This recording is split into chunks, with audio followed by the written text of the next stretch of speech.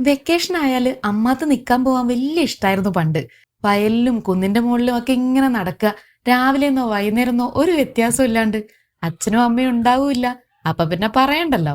കളി തന്നെ മെയിൻ പരിപാടി. ഒളിച്ചുകളി തുടങ്ങിയാ തീർക്കാൻ വലിയ പാടാ. കണ്ടു കിട്ടണ്ട എല്ലാരെയും.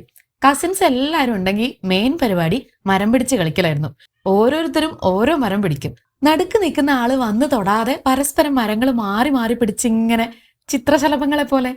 പണ്ടത്തെ ക്യാമറ ഫിലിമിലൊക്കെ ഉള്ള പോലെ സീൻ ബൈ സീനായിട്ട് മനസ്സിലുണ്ട് അതെല്ലാം. സ്ലോ ലൈഫ് നല്ലോണം എൻജോയ് ചെയ്തിരുന്നു അന്ന്. തിരക്കുകളൊന്നുമില്ല. രാവിലെ ആയാല് കുട്ടികളെല്ലാരും കൂടെ പറമ്പിലേക്ക് ഇറങ്ങുക. പിന്നെ മൈലാഞ്ചി അരച്ച് വെക്കും. ചക്കയും മാങ്ങയും കശുവണ്ടിയും പുളിയും ഒക്കെ പെറുക്കി ഇങ്ങനെ നടക്കും. അന്ന് അവിടെ ഒരു പഞ്ചാര മാങ്ങ ഉണ്ടായിരുന്നു. അത് താഴെ വീഴുമ്പോ തന്നെ പെറുക്കിയെടുത്ത് അപ്പൊ തന്നെ അകത്താക്കും.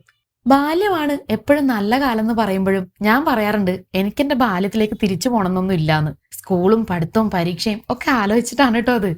പക്ഷെ ഓർക്കാൻ മധുരമുള്ള കുറേ ഓർമ്മകൾ ആ ഒരു സമയത്ത് ഉണ്ടായിട്ടുണ്ട്. പണ്ട് അച്ഛനും അമ്മയും അവരുടെ ബാല്യകാല സ്മരണകളൊക്കെ ഷെയർ ചെയ്യുന്ന പോലെ ഞാനും ഇപ്പോ മനുവിന് ഇതൊക്കെ പറഞ്ഞു കൊടുക്കാറുണ്ട്.